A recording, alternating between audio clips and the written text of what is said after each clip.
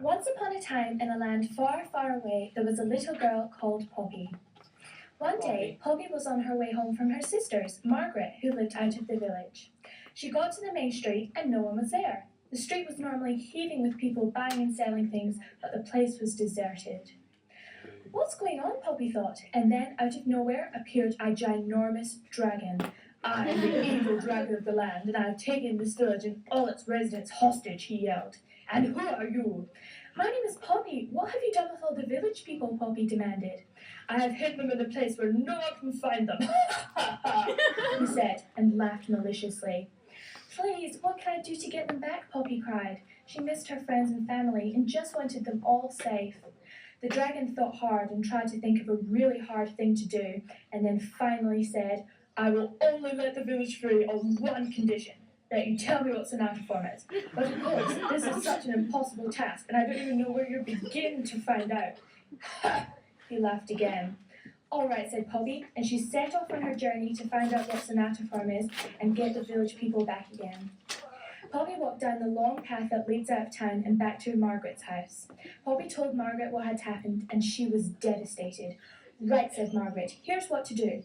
First, go to the Witch of One-Hit Wonders. Her castle is just down the valley. Next, go to the Birds' Chamber Choir. They practiced in the oldest tree in the Forbidden Forest. Then, travel to the Great Lake and talk to the trumpet player of the Great Lake Orchestra. Now, I'm sure all those people will be very helpful. Aren't you coming with me? Poppy asked. Oh no, dearie, I'm about to have my baby any day now, and I would just slow you down, said Margaret. Poppy didn't want to go without Margaret, but she needed to get the village people away from that terrible dragon. Margaret wished Poppy good luck, and they said goodbye. Right, thought Poppy. First, I need to go to the Witch of One-Hit Wonders. It didn't take Poppy long to reach the witch's castle, which was huge and intimidating. Here I go, thought Poppy. She walked up to the big gates and pushed the button on the intercom. Hello, this is the Witch of One-Hit Wonders Castle. Please state your business, said a lovely voice on the other end. Hello? My name is Poppy, and I was wondering if I could speak to the Witch of One-Hit Wonders. Yes, please just step through the gates, the voice replied.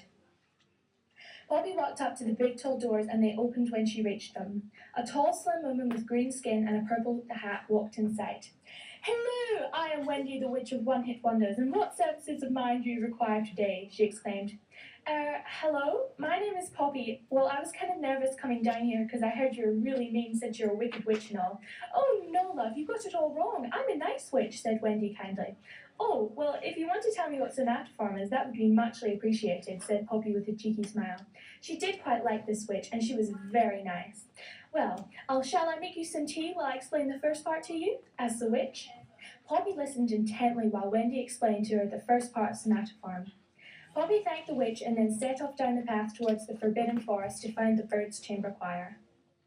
She heard a beautiful singing sound in the distance, so she knew she had to be close.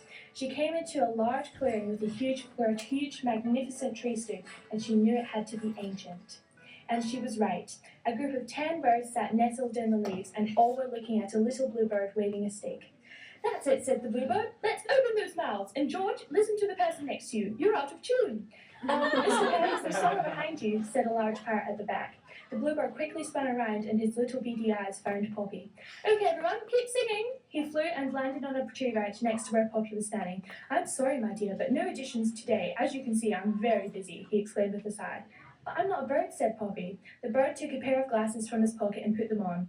Oh yes, here you are. Anyway, why are you here, he asked. Well, my name's Poppy, and I was wondering if you could tell me a little bit about sonata form. Ah, sonata form, the bluebird sighs, every composer's best friend. Well, and he dived into a humongous lecture, and Poppy stayed completely focused. She would quickly find the next person she needed to talk to and hurry home.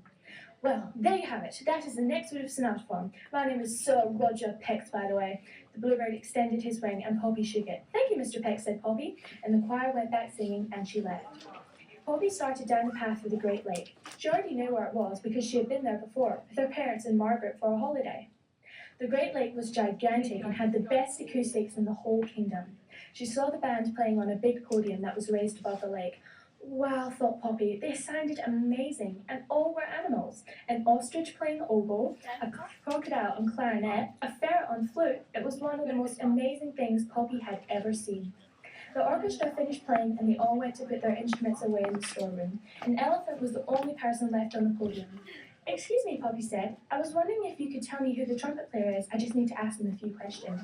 Well, that's me, honey, exclaimed the elephant lively, and she stood up. I am the best trumpeter in this neck of the woods. Oh, well, where's your instrument? Poppy blurted out. She regretted the words as soon as she said them because they came across as a bit rude. My instrument is right here, cried the elephant, and she stuck up her trunk and started playing. Excitedly. That's so cool. My name is Elsie. Elsie, the trumpeting elephant, she bellowed proudly. And what can I do for you, sweetie? Well, said Poppy, getting back to business. I was wondering if you could tell me the last part of Sonata Farm.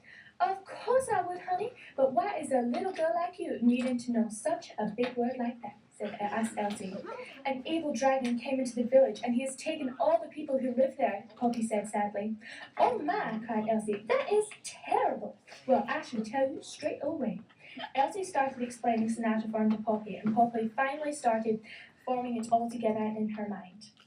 Thank you so much, Elsie, said Poppy, and she gave the elephant a big hug. Anytime, honey, she said, and Poppy left for the village with the formula for Sonata Farm in her head.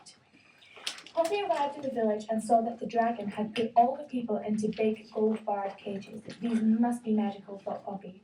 The dragon popped up out of nowhere again and sniggered wickedly. Well, I see you've come back. Yes, said Poppy bravely, and I'm here to tell you what Sonata Farm is. Ha! Quoth the dragon. I'd like to see you try. Okay, said Poppy. The exposition is first. In the exposition section, there is theme 1, which is in the tonic key. A bridge that normally links theme 1 to theme 2, which is in the dominant key. The dragon's cruel smile started to falter.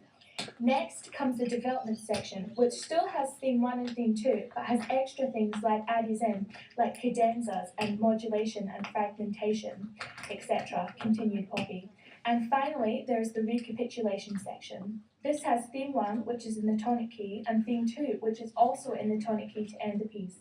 Sometimes there are even extra things added in, like codas. The bars around all the people started to disintegrate, and at the same time, the dragon started to expand like a giant, ugly balloon. The cages were and a young boy ran up to the dragon, and with a little pin, he stabbed it. The dragon twisted and twirled away into the distance with a small, whining sound. The villagers cheered and started chanting Poppy's name. Poppy found her mother and father and gave them a big hug. A huge celebration was held in Poppy's honor, and the village was never bothered by anything ever again.